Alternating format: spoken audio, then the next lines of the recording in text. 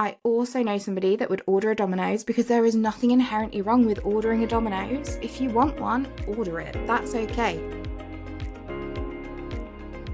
Meal prep with a meltdown brain. Yeah, eating well when executive function sucks is a real challenge. Welcome back to the Not So Typical Fitness podcast. I'm your host, Rhiannon, and this is a podcast all about people learning how to prioritise their health in a way that works for them.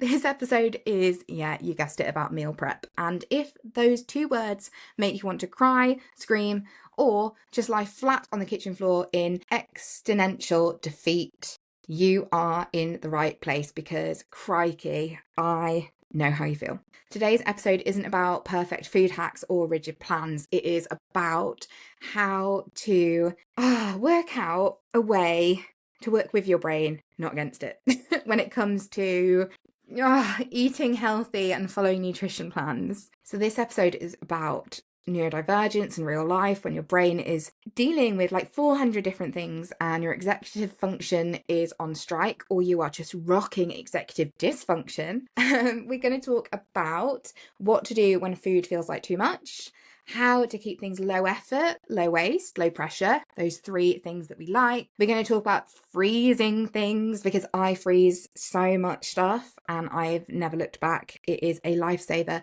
And then we're going to talk about how I manage food guilt and this urge to binge with a structure that actually fits my life, because I am a recovering binge eater, how I have learned to manage my food guilt, and how I am managing the desire to binge eat and find this structure when it comes to my food and nutrition that fits me and hopefully helps fit you too. So let's dig in.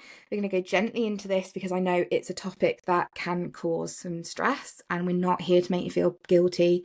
We're not here to make you feel shame about your eating habits. What this episode is about is trying to identify what we can do to improve those if we need to, and enable you to make more balanced choices. So there are days when sometimes you just can't with food. Think about the time when you open the fridge, you stare in the fridge and you close the fridge, or you walk around the kitchen knowing that you need to eat, but there's no plan or structure. It's like you're on a food quest with no final destination of where you need to go. And then it's that feeling of knowing that you should be eating and you need to eat, but you can't make a decision because that decision is just too big. And that means you don't make a decision. And yep, I have been there. Before I was a personal trainer, and I mean even now, because obviously I follow a lot of the fitness community, whenever you mention this idea that you're struggling to follow your nutrition, you will hear the advice, just meal prep. Make your meals all on a Sunday. Make a list and stick to it. Eat clean. Eat plant-based, eat just meat, whatever it is, you'll hear this advice. And I'm not sure how that advice is useful when you are unable to even make a decision between whether you want toast or cereal.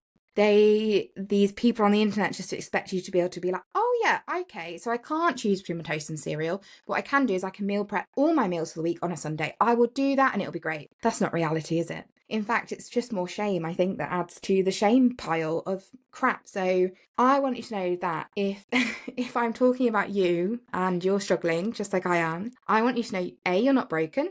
B, you do not need to be perfectly planned. And C, food doesn't actually have to be complicated to be nourishing and to fuel your body. Sometimes it's about survival, and survival meals can be the win here. What is this is a thing for neurodivergence. So do you have a safe meal that you know is a safe bet to go to?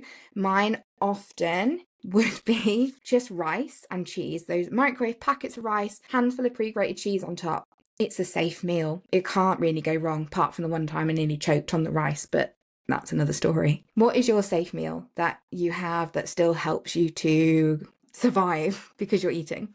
Also, there's this thing, this is a segue here, but people assume that because I'm obese, I must eat all the time and eat everything. I don't think I eat enough of the good stuff. I eat a lot of the quick calorie-laden things, because of this inability to plan and prep. I'm sure if you are a bigger person, you probably resonate to that. Okay, so let's look at some rules for low effort, low waste eating. And these are rules I try and live by and embody, and I'm getting better with it. It's still hard, but I'm better than I used to be. So freeze everything. If it can go in the freezer, it does. So say you go to a supermarket and you get some, I'm going to use ready meals here. So I really like Kirsty's veggie lasagna, I think, and this veggie cottage pie, because I'm vegetarian, sometimes a bit vegan. And I get them. They've got long dates on them. Put them in the fridge, but by the time I want to eat them, the date's way gone. So what I do now is if anything can go in the freezer, I freeze it. We're going to get a new freezer because I freeze everything. But also you can freeze things like rice and pasta and beans, vegetables, like pre-cut ones, banana slices, you can freeze. The only thing is you have to remember to take them out of the freezer. So that's another thing, but we can discuss that too. It's just about making it easier for you to not waste food, because then you're going to get that shame that something's gone off. And I get the ick with certain meals. So if I do a batch meal and I've got 4 portions, sometimes I eat that one portion and I get the ick and I don't want it anymore. And it'll just sit there. I won't then put it in the freezer. It will just sit there and go off. Whereas if it's in the freezer, usually it's fine. And then at some point I'll have it and it's there, it's ready. Batch when you can, but do it like small things. So if you can't meal prep on a Sunday, don't. But maybe when you make a meal, make a few extra portions and then freeze them. You get it? Make a few and freeze them. Always go back to the freezer. Keep a zero brain power thing. So I have a box in my cupboard, which I got from IKEA or TK Maxx, just a little storage box, and it's got packets of pasta and sauce. Yes, okay, they're not going to be super healthy, but it's a lot healthier than eating a 5-pack of cookies because I cannot think about what to cook. So I've got those. I got microwave rice, like I've just said, and you can get different flavours. Frozen mixed veg that are already in portions. Amazing. And then think about getting things that are in one portion. So think about burgers or soup, tinned soup. It could be, you could freeze 2 slices of bread, so you've always got bread that hasn't gone off. Just try and make it easy so you only cook what you need. It's quick and simple. Bag of microwave rice in the microwave, handful of cheese, great, I've eaten a meal. And that meal is so much better than ordering a Domino's. So try and build in these little things that are easy for you to do and that feel safe. And give yourself permission to repeat those meals. Repetition is not a bad thing. If you're comfortable eating your safe meal, which is relatively balanced, don't overthink it, just enjoy it. It's okay. My partner eats the same breakfast every single day. It's quite balanced. Why would she need to change it? She doesn't, so she eats it. It's fine. Sometimes just planning itself can be really difficult when you're doing it in your head. So consider things like writing it down, have a whiteboard, or have your favourite meals on a fridge on magnets and move them around. Just try and when you do a shop, make meal ideas and write them down somewhere. And have these staples that you always have, like pasta. It's dry, what do they call it? Your dried goods, I can't think of the word, but have things like that in your cupboard. They last for a long, long time. Are any of these things that you would feel comfortable to try this week? Like which one feels the easiest? Would it be freezing things? Would it be making an extra portion if you do cook? Would it be writing things down and planning that way, like just jotting down different ideas? What can you implement that would make it easier for you? So let's just go back to freezing for a second. I used to think that freezing food was only something that my grandma did. She used to freeze 1 pint of milk and she used to freeze bread in slices of 2. And I thought it was something that only super organised people did who, I don't know, had all this time, were smashing life. I have realised that freezing stuff is kind of a form of self-trust, or maybe not self-trust, but knowing yourself. Because if you make that extra portion, you're acknowledging that there might be a day in the week where you're not able to make a balanced decision when it comes to your nutrition. So if you're able to make a meal now, why not make an extra portion and freeze it? That might be the reason that you don't order a takeaway.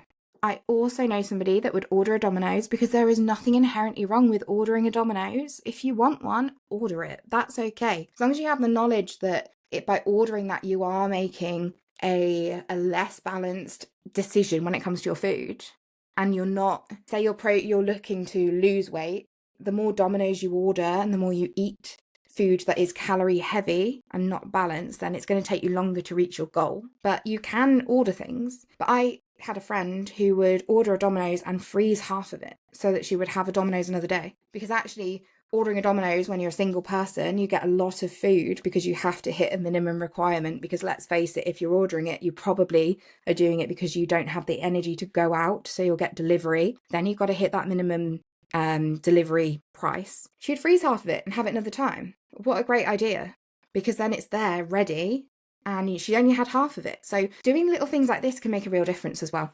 We just want to think about things you can do to take the pressure off when you're struggling with things like food. Now, you will know by now that I have an eating disorder and carry a lot of shame and guilt around food.